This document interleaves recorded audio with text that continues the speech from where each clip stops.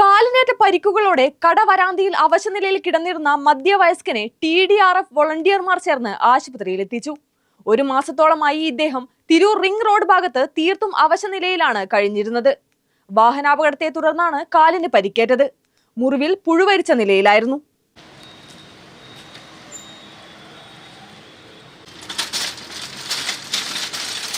Tirur ring road ഭാഗത്ത് കടവരാന്തയിൽ കാലിന് പരിക്കുകളുടെ അവശനിലയിൽ കിടന്നിരുന്ന മധ്യവയസ്കനെയാണ് തിരൂരിലെ TDRF വോളണ്ടിയർമാർ പോലീസിന്റെയും 108 ആംബുലൻസ് ഡ്രൈവർമാരുടെയും സഹായത്തോടെ തിരൂർ ജില്ലാ ആശുപത്രിയിൽ എത്തിച്ചത്. തിരൂര് റിംഗ് റോഡിൽ ഒരു വ്യക്തി ആക്സിഡന്റ് ആയിട്ട് ഒരു മാസത്തിലും മേലെയായി കിടക്കണമെന്ന് പറഞ്ഞു. അപ്പോൾ അത് ശ്രദ്ധയിൽപ്പെട്ടെന്ന ഒരു നാട്ടുകാരൻ വിളിച്ച് പറയുന്ന അടിസ്ഥാനത്തിൽ വന്ന് നോക്കിയപ്പോൾ അദ്ദേഹം വളരെ ദയനീയമായിട്ടാണ് കിടക്കുന്നത്. കാലിൻ്റെ ഒരു ഭാഗം മൊത്തമായിട്ട് പുഴു അരിച്ചിട്ടുണ്ട്, വലിയ വലിയ പുഴുക്കൾ അരിച്ചിട്ട് കിടക്കുകയാണ്.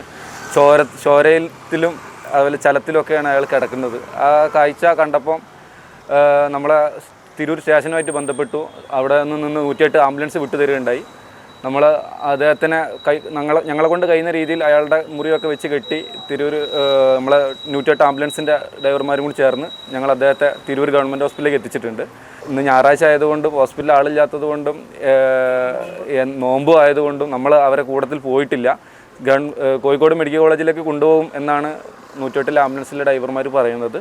എന്തായാലും അയാൾ സുഖം പ്രാപിച്ചിട്ട് ക്ലിയറായിട്ട് വരട്ടെ. ഈ നോമ്പ് കാലത്ത് നമ്മളെ കൊണ്ട് പറ്റുന്ന ഒരു സേവനം TDRFിന്റെ ഭാഗമായിട്ട് നമ്മൾ ചെയ്തിട്ടുണ്ട്.